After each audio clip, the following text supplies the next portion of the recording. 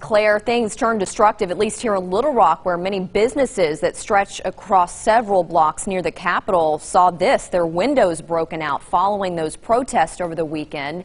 Some have been boarded up already, which is what crews were doing at the Democratic headquarters you just saw there. State Chairman Michael John Gray says he understands the frustration, and he hopes the reason for protests doesn't get lost in the damage.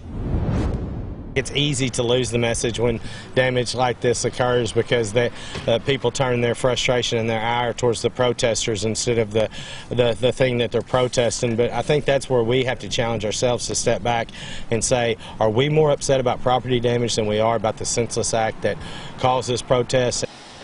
No estimated dollar amounts yet on the damages, but businesses are hoping to avoid any further damage if the protests continue. And people who are trying to make change peacefully say that they are frustrated by the damage and the rogues that are out there changing the narrative. Their frustration is now with Little Rock Police, they say. They met with officers yesterday at the 12th Street substation. They say protesters talked with officers, hugged, even cried with them. But Blake Ferris says things took a turn last night.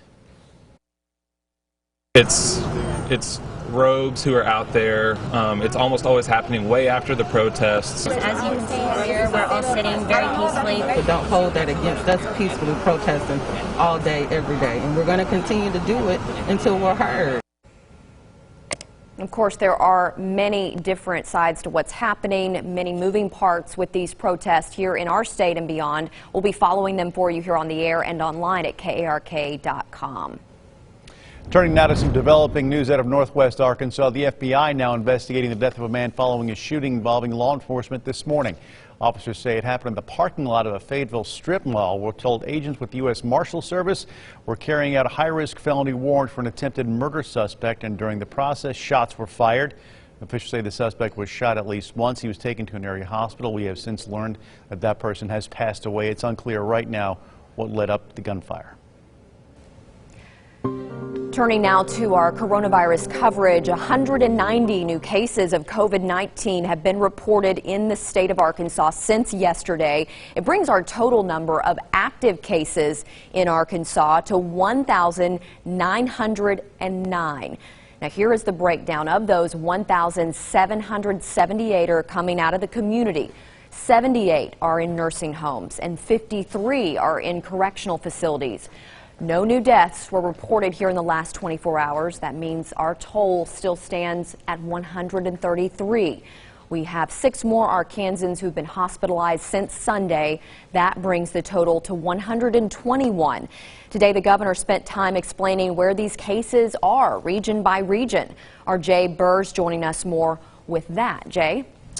Yeah, actually, recently the governor has been focusing on the different regions of the state, painting a different picture here and what that totality of that picture of the COVID pandemic does look like here in Arkansas. And today he was in Rogers to emphasize the northwestern part of the state. Now, the governor visited with local leaders to try to get a handle on what is transpiring in that northwest corner. The northwest becoming a major focus now for the state as testing in that region will now really begin to ramp up. And as of right now, they're testing at only about a 281 per 10,000 in that region, whereas the rest of the state is around 442 per 10,000, so just about double. That region has seen the largest increase in cases in the past about week and a half, and as we've mentioned in the past, the poultry industry has contributed a lot to that. In fact, 571 of the 1,749 cases up there have been attributed to the poultry industry, and of those cases, 73% are Latino. Now, many of the poultry processors had put together their best practices for their industry and are actually sharing those nationwide, and that's even with an uptick in cases up there.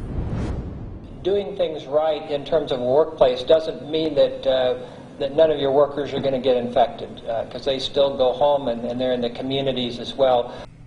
That's what they're really trying to focus on, is getting into the Latino community. And speaking of them, they comprise about 43% of all cases in Northwest Arkansas and just under half of the cases just in Benton County alone. Now, officials mentioned that many of those processors in the Northwest have begun doing some of their own contact tracing. Dr. Smith says that will not necessarily replace what the Department of Health is doing in terms of contact tracing, but it does certainly help them to speed the process up for them, guys.